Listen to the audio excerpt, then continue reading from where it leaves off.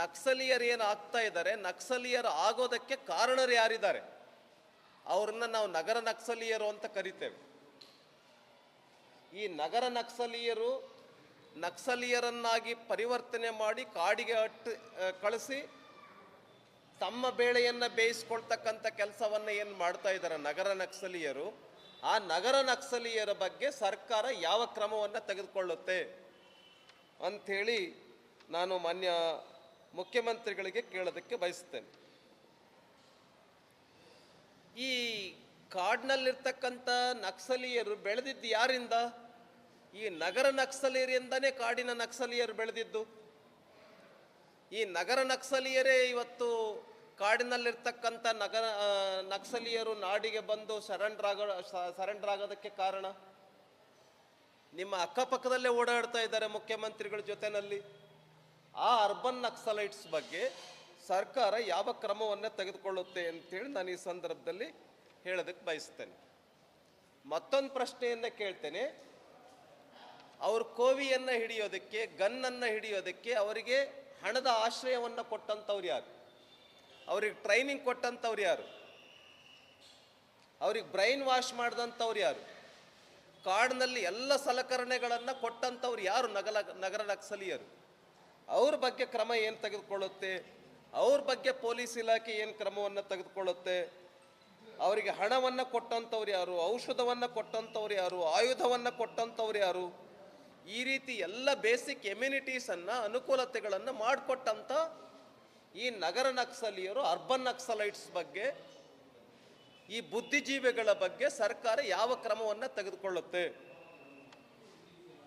ಅಂಥೇಳಿ ನಾನು ಕೇಳೋದಕ್ಕೆ ಬಯಸ್ತೇನೆ.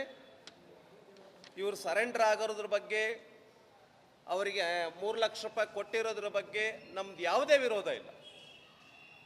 ಆದರೆ ಮತ್ತೊಂದು ಬಹಳ ಪ್ರಮುಖವಾಗಿರ್ತಕ್ಕಂಥ ಪ್ರಶ್ನೆಯನ್ನು ಕೇಳ್ತೇನೆ. ಕರ್ನಾಟಕ ರಾಜ್ಯದಲ್ಲಿ 10 ಜನ ನಮ್ಮ ಪೊಲೀಸ್ ಕುಟುಂಬಗಳು ಸರ್ವನಾಶ ಆಗಿದ್ದಾವೆ. ಪೊಲೀಸ್ ಇಲಾಖೆಯಲ್ಲಿ ನಕ್ಸಲೀಯರ ವಿರುದ್ಧ ಕಾರ್ಯಾಚರಣೆ ಮಾಡಕ್ಕೆ ಹೋದಂಥ ಸಂದರ್ಭದಲ್ಲಿ ನಕ್ಸಲೀಯರು ಪೊಲೀಸರನ್ನ ಕೊಲೆ ಮಾಡಿರ್ತಕ್ಕಂಥದ್ದು, ಪೊಲೀಸರ ಮೇಲೆ ಗುಂಡನ್ನು ಹಾಕಿರ್ತಕ್ಕಂಥದ್ದು ಇದೆ. ಪೊಲೀಸರು ತೀರ್ಕೊಂಡೋಗಿದ್ದಾರೆ. ಉದಾಹರಣೆ ಪಾವಗಡದ ಘಟನೆ, 6 ಜನ ಪೊಲೀಸರು ತೀರ್ಕೊಂಡ್ರು. ಆ ಕುಟುಂಬಕ್ಕೆ ಸರ್ಕಾರ ಏನು ಮಾಡಿದೆ? ನಕ್ಸಲೀಯರ ಶೋಷಣೆಗೆ ಒಳಗಾಗಿರ್ತಕ್ಕಂಥ, ನಕ್ಸಲೀಯರ ಕಾರ್ಯಾಚರಣೆಗೆ ಉದ್ವಸ್ತವಾಗಿರ್ತಕ್ಕಂಥ ಕುಟುಂಬಗಳೇನಿದೆ, ಆ ಕುಟುಂಬಗಳ ಬಗ್ಗೆ ಸರ್ಕಾರ ಏನು ಕ್ರಮವನ್ನು, ಏನು ಸಹಾಯವನ್ನು ಸರ್ಕಾರ ತೆಗೆದುಕೊಂಡಿದೆ ಅನ್ನೋದನ್ನು ನಾನು ಹೇಳ್ತೇನೆ. ಕೊನೆ ಪ್ರಶ್ನೆಯನ್ನು ಕೇಳ್ತೇನೆ. ಈ ಕಾಡಿನಲ್ಲಿರ್ತಕ್ಕಂಥ ನಕ್ಸಲೀಯರಿಗೆ ನಗರದಲ್ಲಿ ಹಣ ಸಂಗ್ರಹ ಮಾಡಿಕೊಟ್ಟಿರ್ತಕ್ಕಂಥವ್ರು, ಆಮೇಲೆ ಗನ್ಗಳನ್ನು ಸಪ್ಲೈ ಮಾಡಿರ್ತಕ್ಕಂಥವ್ರು, ಇದರೊಳಗಡೆ ಸರ್ಕಾರಕ್ಕೆ ಗೊತ್ತಿದೆ, ಗೂಢಾಚಾರ ಇಲಾಖೆ ಗೊತ್ತಿದೆ ಅವ್ರು ಯಾರು ಅಂತ. ಅನೇಕ ಪತ್ರಿಕೆಗಳಲ್ಲೂ ಕೂಡ ಕೆಲಸ ಮಾಡಿರ್ತಕ್ಕಂಥವ್ರು ಇದ್ದಾರೆ ಅವರು. ಇಂಥವರ ಬಗ್ಗೆ ಸರ್ಕಾರ ಕೂಡಲೇ ಕ್ರಮವನ್ನು ತೆಗೆದುಕೊಳ್ಳಬೇಕು ಅಂತೇಳಿ ಈ ಸಂದರ್ಭದಲ್ಲಿ ನಾನು ಆಗ್ರಹ ಪಡಿಸ್ತೇನೆ. ನಿನ್ನೆ ಮುಖ್ಯಮಂತ್ರಿಗಳು ಏನು ಆ ಶರಣಾಗತರಾಗಿದ್ದಾರೆ, ಆ ಕುಟುಂಬಗಳಿಗೆ ಆಶ್ರಯ ಕೊಟ್ಟಿರೋದ್ರ ಬಗ್ಗೆ ನಮ್ದು ಯಾವುದೇ ವಿರೋಧ ಇಲ್ಲ. ಅವ್ರಿಗೆ ಎಲ್ಲ ಅನುಕೂಲತೆಗಳನ್ನು ಮಾಡಿಕೊಡಿ. ಆದರೆ ಅವ್ರ ಕೇಸ್ಗಳನ್ನು, ಏನು ಕ್ರಿಮಿನಲ್ ಕೇಸ್ಗಳಿದೆ, ಏನು ಹತ್ಯೆ ಮಾಡಿರ್ತಕ್ಕಂಥ ಕೇಸ್ಗಳಿದೆ, ಯಾರು ಹತ್ಯೆ ಆಗಿರ್ತಕ್ಕಂಥ ಕುಟುಂಬಗಳಿದೆ, ಆ ಕುಟುಂಬಗಳಿಗೂ ಕೂಡ ನ್ಯಾಯವನ್ನು ಕೊಡ್ತಕ್ಕಂಥ ಕೆಲಸವನ್ನು ಸರ್ಕಾರ ಮಾಡಬೇಕು ಅಂತೇಳಿ ಈ ಸಂದರ್ಭದಲ್ಲಿ ನಾನು ಸರ್ಕಾರಕ್ಕೆ ವಿನಂತಿಯನ್ನು ಮಾಡ್ತೇನೆ.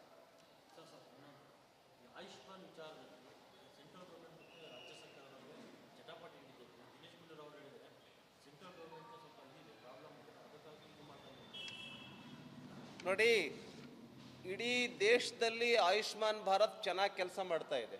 ಕರ್ನಾಟಕದಲ್ಲಿ ಯಾಕೆ ಸಮಸ್ಯೆ ಆಗ್ತಾ ಇದೆ? ಕರ್ನಾಟಕದಲ್ಲಿ ಯಾಕೆ ಸಮಸ್ಯೆ ಆಗ್ತಾ ಇದೆ ಅಂತ ಹೇಳಿದ್ರೆ ಇಲ್ಲಿನ ಸರ್ಕಾರದ್ದೇ ಸಮಸ್ಯೆ ಇದೆ, ಅದಕ್ಕೆ ಸಮಸ್ಯೆ ಆಗ್ತಾ ಇದೆ. ಇಡೀ ದೇಶದಲ್ಲಿ ಎಲ್ಲೂ ಸಮಸ್ಯೆ ಆಗಲ್ಲ, ಕರ್ನಾಟಕದಲ್ಲಿ ಯಾಕೆ ಸಮಸ್ಯೆ ಆಗತ್ತೆ?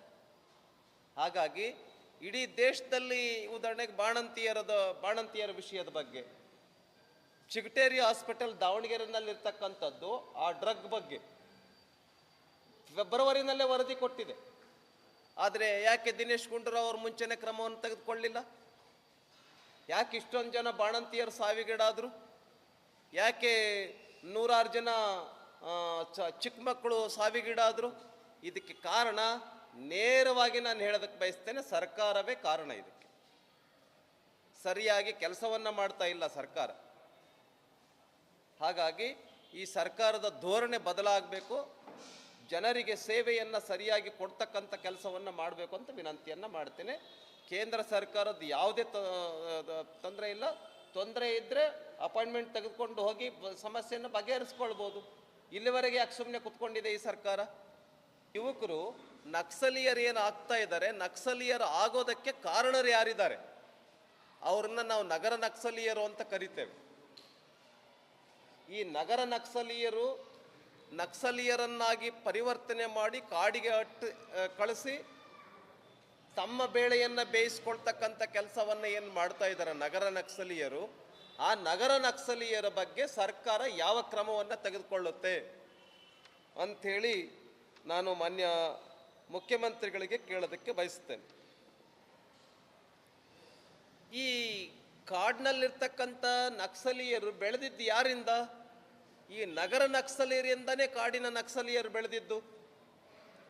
ಈ ನಗರ ನಕ್ಸಲೀಯರೇ ಇವತ್ತು ಕಾಡಿನಲ್ಲಿರ್ತಕ್ಕಂಥ ನಕ್ಸಲೀಯರು ನಾಡಿಗೆ ಬಂದು ಸರೆಂಡರ್ ಆಗೋದಕ್ಕೆ ಕಾರಣ. ನಿಮ್ಮ ಅಕ್ಕಪಕ್ಕದಲ್ಲೇ ಓಡಾಡ್ತಾ ಇದ್ದಾರೆ ಮುಖ್ಯಮಂತ್ರಿಗಳ ಜೊತೆಯಲ್ಲಿ.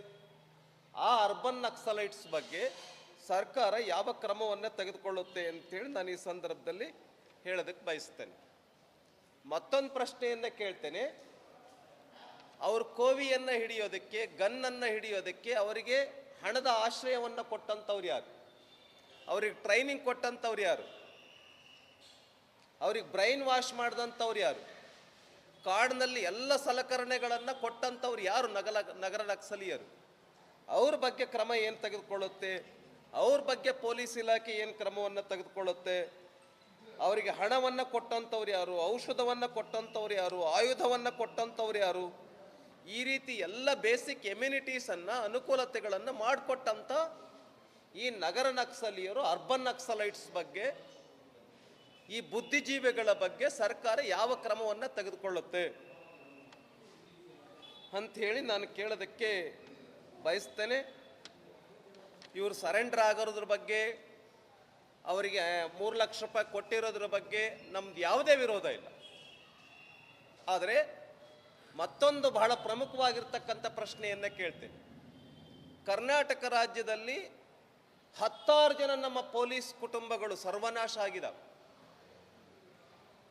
ಪೊಲೀಸ್ ಇಲಾಖೆಯಲ್ಲಿ ನಕ್ಸಲೀಯರ ವಿರುದ್ಧ ಕಾರ್ಯಾಚರಣೆ ಮಾಡಕ್ಕೆ ಹೋದಂಥ ಸಂದರ್ಭದಲ್ಲಿ ನಕ್ಸಲೀಯರು ಪೊಲೀಸರನ್ನ ಕೊಲೆ ಮಾಡಿರ್ತಕ್ಕಂಥದ್ದು, ಪೊಲೀಸರ ಮೇಲೆ ಗುಂಡನ್ನು ಹಾಕಿರ್ತಕ್ಕಂಥದ್ದು ಇದೆ. ಪೊಲೀಸರು ತೀರ್ಕೊಂಡೋಗಿದ್ದಾರೆ. ಉದಾಹರಣೆ ಪಾವಗಡದ ಘಟನೆ, 6 ಜನ ಪೊಲೀಸರು ತೀರ್ಕೊಂಡ್ರು. ಆ ಕುಟುಂಬಕ್ಕೆ ಸರ್ಕಾರ ಏನು ಮಾಡಿದೆ? ನಕ್ಸಲೀಯರ ಶೋಷಣೆಗೆ ಒಳಗಾಗಿರ್ತಕ್ಕಂಥ, ನಕ್ಸಲೀಯರ ಕಾರ್ಯಾಚರಣೆಗೆ ಉದ್ವಸ್ತವಾಗಿರ್ತಕ್ಕಂಥ ಕುಟುಂಬಗಳೇನಿದೆ, ಆ ಕುಟುಂಬಗಳ ಬಗ್ಗೆ ಸರ್ಕಾರ ಏನು ಕ್ರಮವನ್ನು, ಏನು ಸಹಾಯವನ್ನು ಸರ್ಕಾರ ತೆಗೆದುಕೊಂಡಿದೆ ಅನ್ನೋದನ್ನು ನಾನು ಹೇಳ್ತೇನೆ. ಕೊನೆ ಪ್ರಶ್ನೆಯನ್ನು ಕೇಳ್ತೇನೆ. ಈ ಕಾಡಿನಲ್ಲಿರ್ತಕ್ಕಂಥ ನಕ್ಸಲೀಯರಿಗೆ ನಗರದಲ್ಲಿ ಹಣ ಸಂಗ್ರಹ ಮಾಡಿಕೊಟ್ಟಿರ್ತಕ್ಕಂಥವ್ರು, ಆಮೇಲೆ ಗನ್ಗಳನ್ನು ಸಪ್ಲೈ ಮಾಡಿರ್ತಕ್ಕಂಥವ್ರು, ಇದರೊಳಗಡೆ ಸರ್ಕಾರಕ್ಕೆ ಗೊತ್ತಿದೆ, ಗೂಢಾಚಾರ್ಯ ಇಲಾಖೆ ಗೊತ್ತಿದೆ ಅವ್ರು ಯಾರು ಅಂತ. ಅನೇಕ ಪತ್ರಿಕೆಗಳಲ್ಲೂ ಕೂಡ ಕೆಲಸ ಮಾಡಿರ್ತಕ್ಕಂಥವ್ರು ಇದ್ದಾರೆ. ಅವರು ಇಂಥವರ ಬಗ್ಗೆ ಸರ್ಕಾರ ಕೂಡಲೇ ಕ್ರಮವನ್ನು ತೆಗೆದುಕೊಳ್ಳಬೇಕು ಅಂತೇಳಿ ಈ ಸಂದರ್ಭದಲ್ಲಿ ನಾನು ಆಗ್ರಹ ಪಡಿಸ್ತೇನೆ. ನಿನ್ನೆ ಮುಖ್ಯಮಂತ್ರಿಗಳು ಏನು ಆ ಶರಣಾಗತರಾಗಿದ್ದಾರೆ ಆ ಕುಟುಂಬಗಳಿಗೆ ಆಶ್ರಯ ಕೊಟ್ಟಿರೋದ್ರ ಬಗ್ಗೆ ನಮ್ದು ಯಾವುದೇ ವಿರೋಧ ಇಲ್ಲ. ಅವ್ರಿಗೆ ಎಲ್ಲ ಅನುಕೂಲತೆಗಳನ್ನು ಮಾಡಿಕೊಡಿ. ಆದರೆ ಅವ್ರ ಕೇಸ್ಗಳನ್ನು, ಏನು ಕ್ರಿಮಿನಲ್ ಕೇಸ್ಗಳಿದೆ, ಏನು ಹತ್ಯೆ ಮಾಡಿರ್ತಕ್ಕಂಥ ಕೇಸ್ಗಳಿದೆ, ಯಾರು ಹತ್ಯೆ ಆಗಿರ್ತಕ್ಕಂಥ ಕುಟುಂಬಗಳಿದೆ, ಆ ಕುಟುಂಬಗಳಿಗೂ ಕೂಡ ನ್ಯಾಯವನ್ನು ಕೊಡ್ತಕ್ಕಂಥ ಕೆಲಸವನ್ನು ಸರ್ಕಾರ ಮಾಡಬೇಕು ಅಂತೇಳಿ ಈ ಸಂದರ್ಭದಲ್ಲಿ ನಾನು ಸರ್ಕಾರಕ್ಕೆ ವಿನಂತಿಯನ್ನು ಮಾಡ್ತೇನೆ. ಆಯುಷ್ಮಾನ್ ವಿಚಾರದಲ್ಲಿ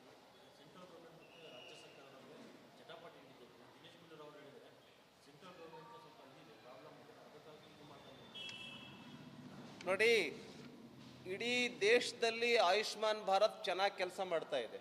ಕರ್ನಾಟಕದಲ್ಲಿ ಯಾಕೆ ಸಮಸ್ಯೆ ಆಗ್ತಾ ಇದೆ? ಕರ್ನಾಟಕದಲ್ಲಿ ಯಾಕೆ ಸಮಸ್ಯೆ ಆಗ್ತಾ ಇದೆ ಅಂತ ಹೇಳಿದ್ರೆ ಇಲ್ಲಿನ ಸರ್ಕಾರದ್ದೇ ಸಮಸ್ಯೆ ಇದೆ, ಅದಕ್ಕೆ ಸಮಸ್ಯೆ ಆಗ್ತಾ ಇದೆ. ಇಡೀ ದೇಶದಲ್ಲಿ ಎಲ್ಲೂ ಸಮಸ್ಯೆ ಆಗಲ್ಲ, ಕರ್ನಾಟಕದಲ್ಲಿ ಯಾಕೆ ಸಮಸ್ಯೆ ಆಗತ್ತೆ? ಹಾಗಾಗಿ ಇಡೀ ದೇಶದಲ್ಲಿ ಉದಾಹರಣೆಗೆ ಬಾಣಂತಿಯರ ವಿಷಯದ ಬಗ್ಗೆ, ಚಿಗಟೇರಿ ಹಾಸ್ಪಿಟಲ್ ದಾವಣಗೆರೆನಲ್ಲಿರ್ತಕ್ಕಂಥದ್ದು ಆ ಡ್ರಗ್ ಬಗ್ಗೆ ಫೆಬ್ರವರಿನಲ್ಲೇ ವರದಿ ಕೊಟ್ಟಿದೆ. ಆದರೆ ಯಾಕೆ ದಿನೇಶ್ ಗುಂಡೂರಾವ್ ಅವರು ಮುಂಚೆನೇ ಕ್ರಮವನ್ನು ತೆಗೆದುಕೊಳ್ಳಿಲ್ಲ? ಯಾಕೆ ಇಷ್ಟೊಂದು ಜನ ಬಾಣಂತಿಯರು ಸಾವಿಗೀಡಾದರು? ಯಾಕೆ ನೂರಾರು ಜನ ಚಿಕ್ಕ ಮಕ್ಕಳು ಸಾವಿಗೀಡಾದರು? ಇದಕ್ಕೆ ಕಾರಣ ನೇರವಾಗಿ ನಾನು ಹೇಳೋದಕ್ಕೆ ಬಯಸ್ತೇನೆ, ಸರ್ಕಾರವೇ ಕಾರಣ. ಇದಕ್ಕೆ ಸರಿಯಾಗಿ ಕೆಲಸವನ್ನು ಮಾಡ್ತಾ ಇಲ್ಲ ಸರ್ಕಾರ. ಹಾಗಾಗಿ ಈ ಸರ್ಕಾರದ ಧೋರಣೆ ಬದಲಾಗಬೇಕು, ಜನರಿಗೆ ಸೇವೆಯನ್ನು ಸರಿಯಾಗಿ ಕೊಡ್ತಕ್ಕಂಥ ಕೆಲಸವನ್ನು ಮಾಡಬೇಕು ಅಂತ ವಿನಂತಿಯನ್ನು ಮಾಡ್ತೇನೆ. ಕೇಂದ್ರ ಸರ್ಕಾರದ ಯಾವುದೇ ತೊಂದರೆ ಇಲ್ಲ. ತೊಂದರೆ ಇದ್ದರೆ ಅಪಾಯಿಂಟ್ಮೆಂಟ್ ತೆಗೆದುಕೊಂಡು ಹೋಗಿ ಸಮಸ್ಯೆಯನ್ನು ಬಗೆಹರಿಸ್ಕೊಳ್ಬೋದು. ಇಲ್ಲಿವರೆಗೆ ಯಾಕೆ ಸುಮ್ಮನೆ ಕುತ್ಕೊಂಡಿದೆ ಈ ಸರ್ಕಾರ?